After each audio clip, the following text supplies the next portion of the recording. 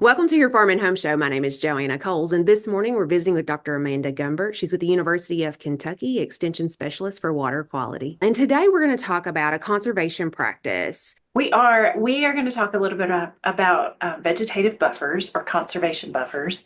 And it is really important because those buffers provide a barrier between our crop fields or livestock production fields and our waterways. And what might be some of the barriers? Is it cost? Is it super cost prohibitive to put those in? So there's a fair number of different things that they're called, and some of the barriers we're not really quite sure about it. Actually, we know from a scientific perspective, we know what they can do to reduce erosion and to keep sediment in the field and not lose sediment into ditches or waterways.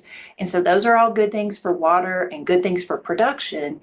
But oftentimes, I think that folks maybe just aren't familiar with how to manage them, or they're not sure how to implement them, but there's a lot of questions left. And so that's actually an opportunity that we've got coming up is I'm collaborating with the Nature Conservancy, and we are going to host some focus groups when we want to hear back from farmers. We want to hear what farmers have to say about vegetative buffers, edge of field buffers, and what they're thinking about them.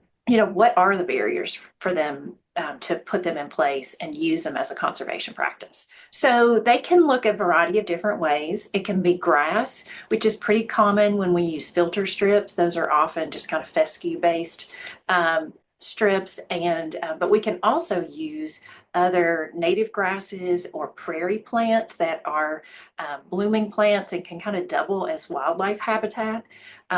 But in some cases, it could also be shrubs or trees. And, I do know there's some hesitation, especially on a crop field, with any kind of tree or larger, type plant that might shade or create some other kind of barriers there. Because I know some farmers might be hesitant because if they feel like there might be a bunch of specs that go along with putting these in, but it can be just as simple as a grassy buffer strip. Yeah, it could, absolutely. There are several different programs available that might offer cost share assistance. Some of those programs do have fairly detailed guidelines on them.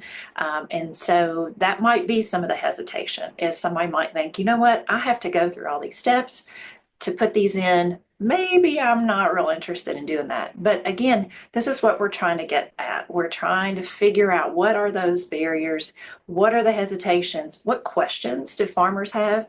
And even we're interested in hearing from landowners who may be non-operating landowners. What are their hesitations for letting their tenants utilize this practice for conservation? And so we're offering some opportunities to get that feedback. We've got some focus groups planned in early January, January 6th and 7th in West Kentucky, and then January 14th in West Tennessee. And we'll even incentivize them to come. So January 6th will be in Owensboro. On January 7th, we'll be in Russellville. And so those are our two Kentucky locations. On the 14th of January, we'll be in Martin, Tennessee. And so at lunchtime, we'll have an opportunity to hear from operating farmers. So we welcome them to come in, have lunch with us. We're going to ask some questions and get some feedback from them.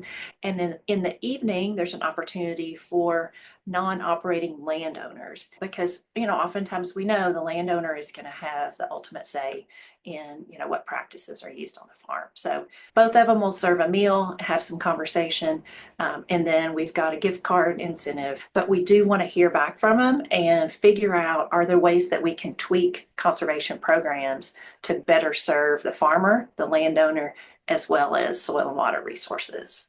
We're starting at 11 o'clock, so 11 a.m. Central Time. All three of those go into 1 p.m.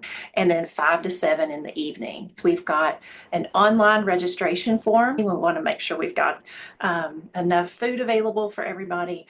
If a farmer maybe can't come in the morning, but they can come in the afternoon, would they, since they are a landowner, would that be appropriate? Yeah, we can take them that way as well. If you're having trouble filling out the Google form, our offices open back up January the 2nd. We'd be happy to help you get that form filled out so that you can attend this very important meeting. Thanks, Amanda, and we hope you have a great day.